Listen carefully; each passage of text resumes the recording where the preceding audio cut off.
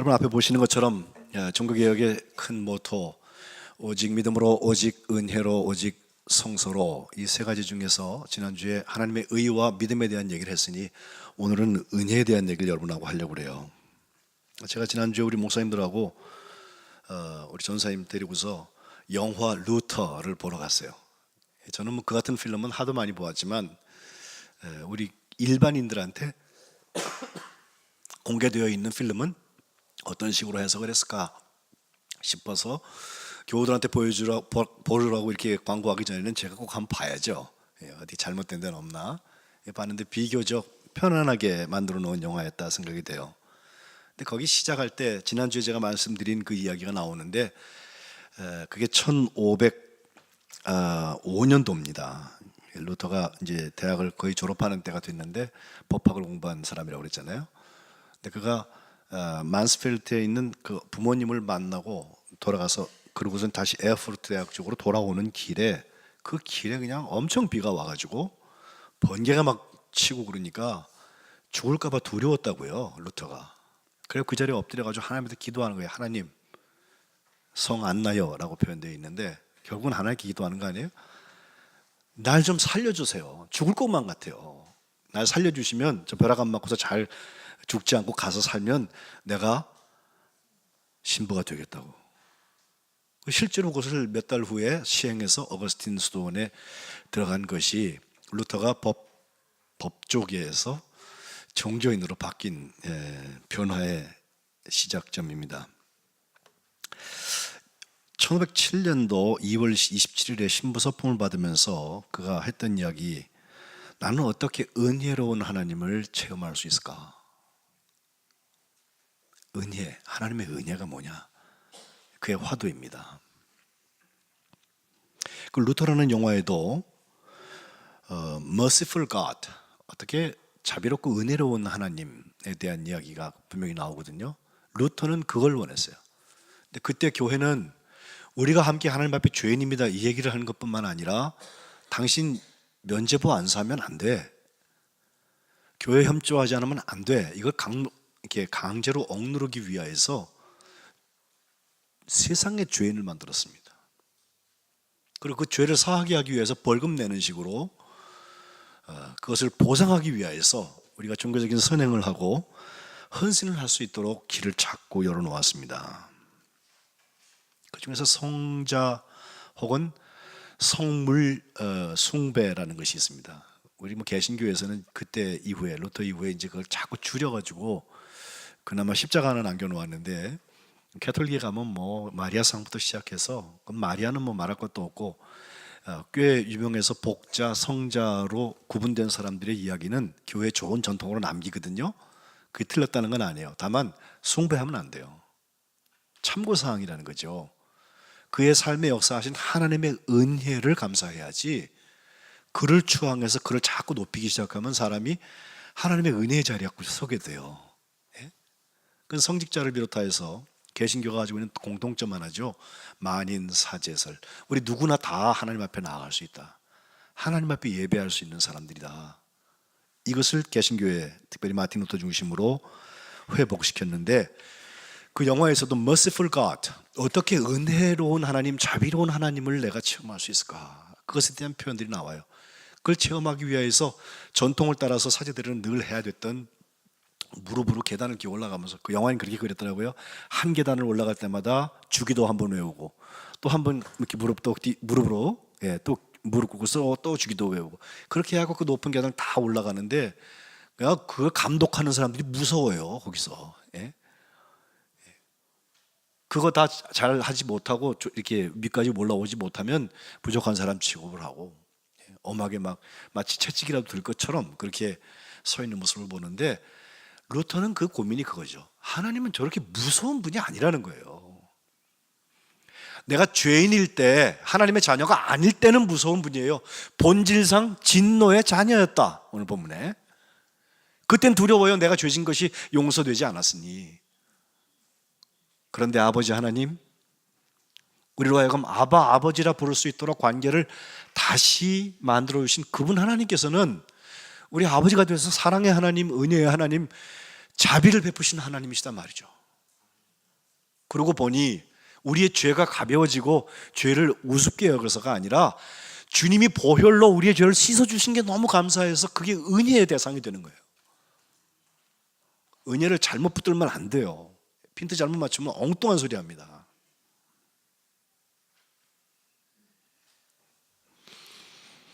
그가 이것을 1511년부터 13년까지 또 15년부터 18년까지 집중적으로 연구하면서 그가 성경에 대해서도 하나님의 의로움, 지난주에 말씀드린 하나님의 의는 순전히 은혜의 선물이다. 예수님을 믿는 믿음을 통해서만 우리에게 주어진다. 이 선물은 강요할 수 있는 어떤 자기 업적이라는 거 존재하지 않는단 말이죠. 우리가 아무리 애쓰고 힘써서 하나님의 은혜를 막 잡아당길 수 있냐? 안 된다는 거예요. 선물은 주는 사람만입니다. 이것을 깨달은 다음에 캐톨릭 교회가 가지고 있던 그 모든 시스템의 많은 종교적인 행위 자체에 대해서 그 의미는 살아있어야 좋을지 모르지만은 행위 자체, 법을 집행하는 것처럼 강압하고 있는 모습에 대해서 루터는 잘못된 것들을 지적하기 시작했고 로마서 강의를 제기했고 결국 1517년 10월 31일 금주 우리가 화요일이 될 텐데 비텐베르크 성당 정문에 95개 조항을 붙이게 됩니다. 붙었죠. 그 논방문을 붙인 다음에 한 6년쯤 후에 결혼하게 되는데 카타리나 폰 보라라는 수녀 출신의 여자죠. 루터를 찾아와서 결국 사귀다가 그들이 결혼하게 되는데 6남매를 낳았어요. 그리고 이제 마지막 죽는 장면까지를 쭉 보면 루터가 맨 마지막에 한 말이 뭘까? 연구자들에게는 굉장히 중요하잖아요. 물론 마지막에 마치 종부성사를 하듯이 죽기 전에 물었던 말이 있어요. 네가 지금까지 주장했던 모든 거 하나님 앞에 진실되게 정말 잘했다고 생각하냐? 그거 하나님 앞에 정직한 거냐? 그랬더니 야, 그렇습니다. 그건 분명하게 말했다고 그래요. 그리고 루터가 남긴 모든 메모들을 조사를 한다 사람들이 맨 마지막에 루터가 썼을 메모를 발견을 했는데 라틴어로 쓰고 맨 마지막 문장 앞에 문장만 독일말로 썼는데 그 독일말이 Wir sind Bettler, 우리는 거지다 라고 말했어요. 그리고 Hoc est verum, 이것은 참되다, 이것은 진리다 이렇게 말했어요. 굉장히 베틀러, 이 거지됨에 대한 이야기가 루터의 마지막 메모였다니까요. 그래서 그게 뭐냐라고 말하는데 제가 보기에는 바로 말한 것 같아요. 사람들한테 구걸하려고 거지가 아니라 하나님의 은혜가 필요한 사람들이다. 이건 제 해석입니다. 루터가 그런 마음 가지고 했는지 모르겠는데 모든 사람들은 하나님 앞에 은혜가 필요한 사람들이다. 유머하는 사람들이 그런 말 하죠. 목사하고 거지하고 공통점이 있대요. 그거 아세요? 제가 목사입니다, 여러분. 그 다음에 그 동량을 얻는 그분들하고 공통점이 있대요. 7가지나 있는데 다 하기는 싫고 예. 출퇴근 시간이 일정치 않다. 주는 대로 먹는다. 오라는 데는 없어도 갈 데가 많다. 이직률이 낮대요. 입만 가지고 산대요.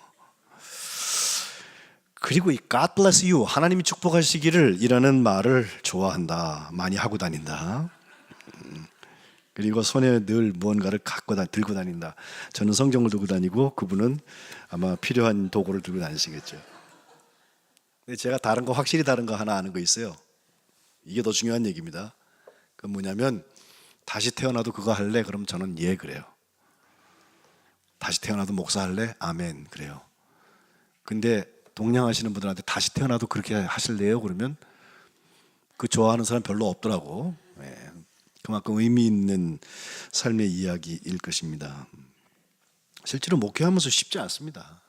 차라리 동냥하는 분들이 마음은 편하겠다는 생각할 때도 있어요. 그것도 교회 믿지 않는 사람, 예수님 모르는 사람, 그런 사람들이 그러면 아직 몰라서 그렇지 불쌍히 여기면 돼요. 예? 목사한테 입만 살아가지고 이런 말 하면요, 아유 그래 당신이 좀 살려갖고 목회 좀 해봐라. 그런 소리 나오나? 난 그냥 속으로 그래. 예. 그런데 교회 잘 다닌다는 사람, 꽤 믿었다는 사람, 몇 대를 믿었다는 사람들이 그런 소리 하고 있을 때 보면요, 그건 좀 불쌍히 여기기가 좀 민망해요, 제가. 예. 왜냐하면 그 사람은 목사님처럼 다른 사람한테 영향력이 있잖아요. 다른 사람들이 그 사람 보고 있잖아요. 너 예수 믿는다며? 너 직분이 있다며? 그런데 그것도 망각하고 막 떠들어대는 사람들, 은혜의 자리에서 보면은 굉장히 많이 났습니다. 우리가 정말 하나님 앞에 은혜가 필요한 거린들인지. 오늘 본문에 은혜를 가장 잘 설명하는 말씀, 바로 8절 말씀이죠. 너희는 그 은혜에 의하여 믿음으로 말미암아 구원을 받았으니 이것은 너희에게서 난 것이 아니고 하나님의 선물이라고 했습니다. 종교개혁의 원리를 여기서 다 설명할 수 있습니다. 우리는 이전에 아까 말씀드린 것처럼 본질상 진노의 자녀가 되어서 육체의 욕심을 따라서 지내고 육체와 마음에 원하는 것을 하여서, 해야 되는 것보다는 원하는 것을 해. 자기 좋은 것만 해요. 예? 선택의 기준이 자기에게 있습니다. 결국은 불순종의 아들들 가운데 역사하시는 영, 그 공중 권세 잡은 영들에게 휘둘리고 그걸 쫓아다니는 삶을 살았던 진노의 자녀들, 죄의 자녀들, 죽을 수밖에 없는 허물과 죄로 죽었던 사람들인데 4절부터 보면 이제는 달라져요. 긍휼이 풍성하신 하나님, 사랑하시는 그 하나님의 큰 사랑을 인해서 5절에 허물로 죽은 우리를 그리스도와 함께 살리셨다는 거예요. 이게 복음입니다. 여전히 거지같이 살아라가 아니라 내가 거지였는데 하나님의 은혜로 삶이 바뀌었다는 거예요. 하나님의 자녀가 되었다. 그래서 5절에는 너희는 은혜로 구원을 받은 것이라 은혜라고 명기하고 있고, 두 번째 6절에 보면 함께 일으키셨습니다. 죽었던 사람들을 일으키셨다, 살리셨다는 말씀과 같고, 그리고 그리스도 예수 안에서 함께 하늘에 앉히셨다, 영광의 자리에 세우셨는데 이것은 죽음에서부터 살아나서 위에 올리시는 것을 말해요. 그리고 7절에 보니까 그리스도 예수 안에서 우리에게 자비하심으로써 그 은혜의 지극히 풍성한 것을 오는 여러 세대에, 한 2000년 전에 쓰여진 글이라면 그 세대 동안에, 또 지금도 앞으로 올 모든 사람들에게 이 이야기, 은혜가 얼마나 풍성한 것인지를 나타내려고 한 것이다. 그리고는 제가 말씀드린 8절 말씀, 그 은혜에 의하여서 구원받았다는 선언이 나옵니다. 은혜는 우리가 만들어낸 게 아닙니다. 그래서 은혜는 하나님의 주권적인 역사이기에 하나님의 주권의 회복이 전제되어야 합니다. 하나님께서 주신 것입니다. 다른 표현으로 9절에 보니까 행위에서 난 게 아니다, 업적을 통해서 이루어지는 게 아니다, 그렇기에 아무도 그것을 자랑할 수 없다는 것입니다. 은혜와 구원이 사람이 만든 것이라면, 우리가 업적을 통하여서 얻어낼 수 있는 것이라면 그것은 자랑할 수 있을 것입니다. 그러나 은혜는 자랑할 대상이 아니라 감사할 것입니다. 내가 할 수 있는 것을 얻었다고 그걸 꼭 감사할 필요는 없습니다. 그러나 내가 할 수 없는 것을 얻은 사람은 감사한 것이 맞습니다. 그리고 10절에 예수 안에서 선한 일을 위해서 지으심을 받은 자라고 우리를 얘기하면서 은혜 받은 사람이 선한 일에 부르심을 받았다. 거룩한 일터에 대한 이야기고 사랑의 능력의 회복에 대한 이야기입니다. 제가 지난 목요일인가요? 우리 이재봉 장로님 당원으로 계신 아가페 미션 코랄 23회 정기 연주회에 가서 그 중에 2부에 있었던 하나님의 은혜라는 곡을 하나 선곡을 하셨는데 참 우리가 애창하는 곡 중에 하나죠. 근데 제가 그걸 작곡한 분 신상우라는 분인데 그분이 돌아가신 걸 몰랐어요. 예. 근데 그날 지휘하시는 그 지휘자 선생님이 돌아서서 멘트를 잠깐 하시기를, 얼마 전에 돌아가셔서 하면서 뒷말을 잊지 못하고 연주를 통해서 우리에게 이것을 나눠주셨는데, 근데 그 신상호 씨가 저보다 나이가 젊어요. 그분은 작곡가, 서울대 음대에서 작곡가를 나오고 피아노를 참 잘 치는 분이라서 그가 이게 하나님의 은혜에만 같이 작곡한 게 아니라 그 많은 가스펠송들을 작곡, CCM들을 했거든요. 근데 그것만 아니라 여러분 좋아하신 드라마 주몽, 저는 한 번도 못 봤어요. 대조영, 황진이, 베토벤 바이러스, 제빵왕 김탁구, 뭐 이런 거 보셨어요? 그거 오스트 그 주제곡이잖아요. 이 사람이 다 만들고 이렇게 편곡하고 그런 거래. 어유, 괜찮은 사람이에요. 네, 알려진 사람이에요. 근데 그분이 간암을 투병하다가 돌아가신 날이 우리 고 최종록 원사님 돌아가신 다음 날이에요. 장례가 겹쳤어요. 같은 날 장례했어요. 하나님의 은혜를 쓰게 된 이야기를 쭉 하는 간증을 제가 일부러 찾아서 봤더니 1991년도에 그의 가족이 캐나다의 토론토로 그 이민을 가요. 자기는 이제 부모님이 가니까 따라가서 여기서 작곡가 나왔으니까 음악을 좀 하면서, 그 집은 작은 슈퍼마켓을 경영했는데 거기서 뭐 캐셔도 하고 자기가 피아노를 잘 쳐갖고 이게 빨랐다나 어쩐다나 뭐 이런 재미난 얘기도 하면서 캐나다 생활을 시작을 했는데, 거기 있는 동안에 자기의 삶에 제일 큰 변화가 온 것은 이 땅의 황무함을 보셔서 부흥이라는 곡을 작곡한 고형원 씨를 만나게 되고, 그 이후에 토론토를 찾아오고 있는 수많은 찬양 사역자들을 만나면서, 뭐 우리가 알만한 무슨 최덕신, 또 박종호, 송정미, 알려진 사람들 아니에요. 그런 사람들 만나면서 교제하면서 내가 지금까지 진짜 거지처럼 받아 먹고만 살고 모태신앙이면서, 예? 그렇게 살았던 데서부터 시작해서 나 한 입 수치려고 살았던 데서부터 어떻게 하나님이 내게 주신 그 달란트를 하나님께 쓰임 받을 수 있을까? 진짜 은혜 받은 사람은 은혜 받아 먹고 끝나는 게 은혜가 아니에요. 은혜는 그를 통해서 재생산될 때 진짜 은혜입니다. 그게 열매예요.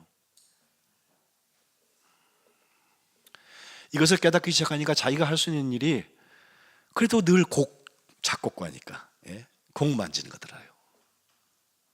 그래서 그때 송정미 씨가 주로 노래 부르는 그 송명희라는 중증 뇌성마비 시인이 있거든요. 그 시가 굉장히 짧고 어설픕니다. 그런데 속에 보면 진심이 있어요.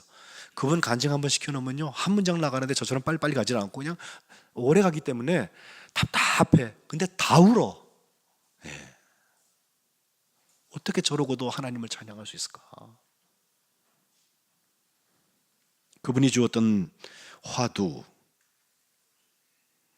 내가 너를 사랑함이라 라고 하는 거, 그거 붙들고서 1994년도에 첫 번 곡을 쓰는데 한 30분 만에 하나님이 곡상을 주셔서 악상으로 바로 작곡을 했다고 그래요. 그리고 한 4, 5년 지나서 하나님의 은혜가 나오는데, 그 4, 5년 동안에 교회에서 이런 활동도 하죠. 또 이제 복음성가 이런 CCM 가수로 자기가 활동 같이 연주를 하고 그러다 보니까 자기 속에 아주 팍팍한 마음이 생기는데, 하나님 앞에 이렇게 묻는 거예요. 하나님, 내가 헌신을 분명히 하잖아요. 또 하나님 다 책임져 주신다고 그랬잖아요. 그런데 실제로 삶의 환경이 넉넉하지가 않아요. 이건 목사는 아마 은퇴할 때까지 가져가야 될 숙제 중에 하나인 것 같아요. 그래서 거지가 배속 편하다는 거야, 제 얘기는. 하나님의 영광 가리울까 봐 조심스럽고. 예? 이 사람이 계속해서 나만 그러면 좀 내가 모자라서 그런가 보다 싶은데, 그 고용원 씨도 보니까요, 결혼해갖고 애가 둘인데 나보다 더 어렵게 살더래. 예. 그래가지고 하나님 앞에 마음이 불편하게 생각된 거, 이거 그만둬야 되겠다. 내 필요를 하나도 채워주지 않는 하나님한테 내가 무슨 은혜를 얘기하겠나 싶었는데, 바로 그때 조은하 씨라고 캐나다 사람인데 한국 사람이죠. 그 이야기들을 같이 나누는 중에 나의 삶이 이렇게 되어 있다고, 내 입에 지금 불평이 여기까지 올라와 있다고 얘기하는 중에 그가 습자지에다가 종서로 이렇게 글을 써서 준 게 있는데, 그게 바로 하나님의 은혜라는 곡의 가사예요. 나를 지으신 이가 하나님, 나를 부르신 이가 하나님, 나를 보내신 이도 하나님, 나의 나 된 것은 다 하나님의 은혜라. 나의 달려갈 길 다 가도록, 나의 마지막 호흡 다 하도록 나로 그 십자가 품게 하시니 나의 나 된 것은 다 하나님의 은혜라.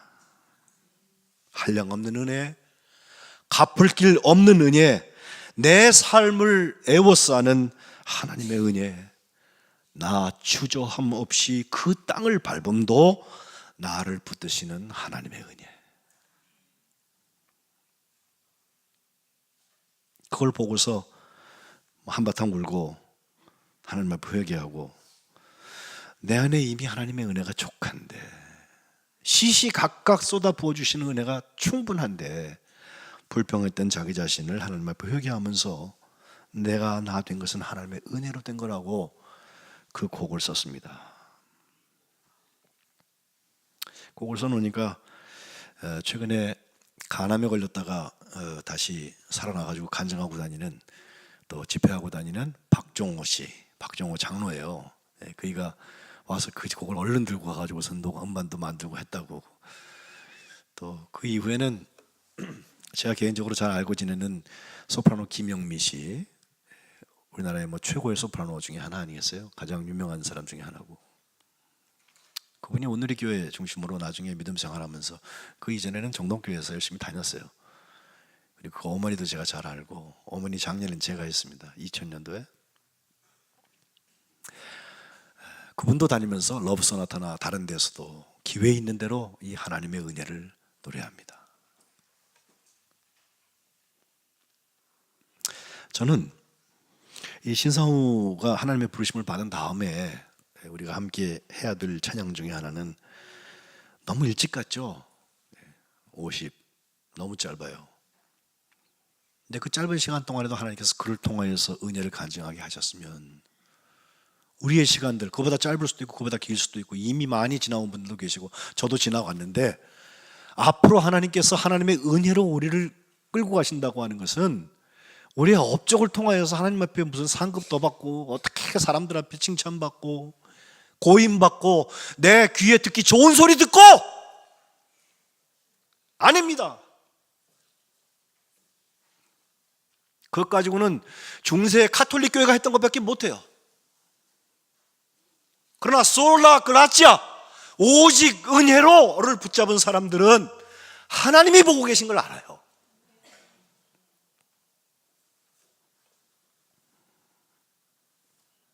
교회를 세습하고 사유화하고 얼마나 힘들어요 지금 우리가. 은혜를 몰라서 그래요.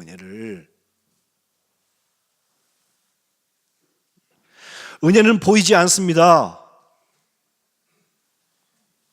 은혜는 우리에게 바로 보답하지 않습니다. 바로 보상하지 않습니다.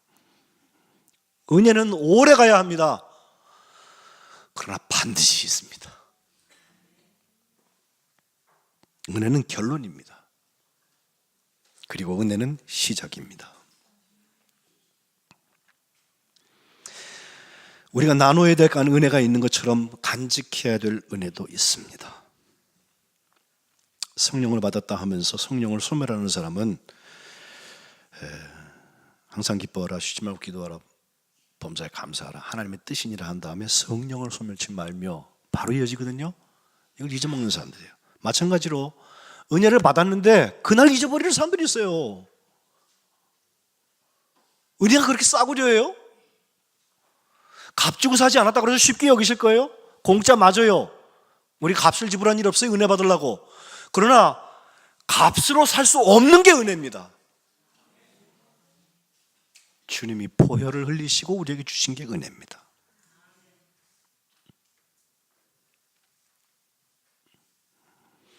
밑빠진 독에 물 붓게 하지 말라고 보네포는 자기 생명을 들여서 우리에게, 예수님을 따르는 사람들에게 값싼 은혜, cheap grace, 빌리게 끊어대라고, 그런 거 하지 말고 정말 값비싼 은혜의 사람이 되십시오, 이렇게 권면하고 있습니다. 은혜에 대해서 1년 내내 제가 설교하고 싶어요. 오늘 루터 연결되어서 마지막에 생각하는 거 하나는 루터 자신도 하나님 앞에 믿음으로 구원받았다 솔라피데 붙들고 가면서도 그 믿음이 오늘 8절에 나오는 것처럼 은혜에 의하여 믿음으로 말미암아, 그렇죠? 그래서 한 번 더 하는 거예요. 비슷한 얘기예요. 사람의 업적으로 되는 게 아니라 하나님의 선물이니까 아무도 가지고 자랑하지 말아라.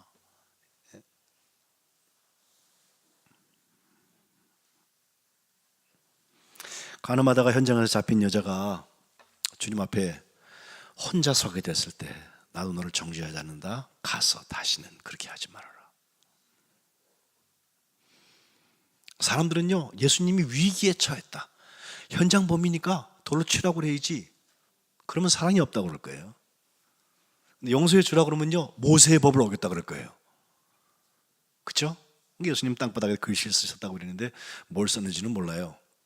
그리고 나서 막 돌을 들고선 돌 던지려고 하는 사람들이 예수님한테 던질까 말까 그러면서 하니까 그때 하신 말씀이 너희 중에 죄 없는 자가 먼저 돌을 던져라. 그죠? 그랬더니 어른부터 시작해서 돌을 내려놓고 가기 시작했다. 죄를 깨달았기 때문에 못 던지고 가는 거죠. 예? 그게 그에게 은혜예요. 그리고 돌 맞아 죽을 뻔하다가 살아난 사람에게 은혜예요. 예수님께서 그 은혜의 자리에다가 다시는 그 죄를 짓지 말라 그러세요. 우리 교회 생일이라니까요. 생일에 좋은 화두라고 생각해요. 정말 은혜 있는 교회였으면 좋겠어요. 예. 교회에서 보통 은혜롭게 합시다 그러면요, 내 말대로 합시다 이거랑 비슷해. 예. 은혜롭게 하자 그러고 내 말대로 안 해주면요, 은혜롭지 않대. 예. 죄송하지만 그렇게 해서는 하나님 앞에 설 수 없습니다. 우리가. 예? 제가 다 싫게 반대로 가자는 건 아니에요. 대체로 같이 가요. 그런데 어떤 사람 한 사람, 어떤 사건 하나 때문에 우리가 잔뜩 갔던 거 푹 후퇴하는 수가 있어요. 아니 됩니다. 캐톨릭 교회에다가 개혁하자고 시작한 게 우리 개신교라고 그러면서 다시 그 자리에 쓸 수 있어요. 은혜 앞에 정직하세요. 그게 교회 다니는 사람, 아니 교회에서 예수 믿는 것을 은혜로 아는 사람들이 간직해야 될 태도입니다. 선한 일을 위해서 부르심 받았습니다. 은혜로 사랑의 능력이 회복돼서 잘 감당하면서 주님 만났을 때 부끄러움 없는 성민교회 모든 교우들 되시기를 주님의 이름으로 축복합니다. 기도합시다.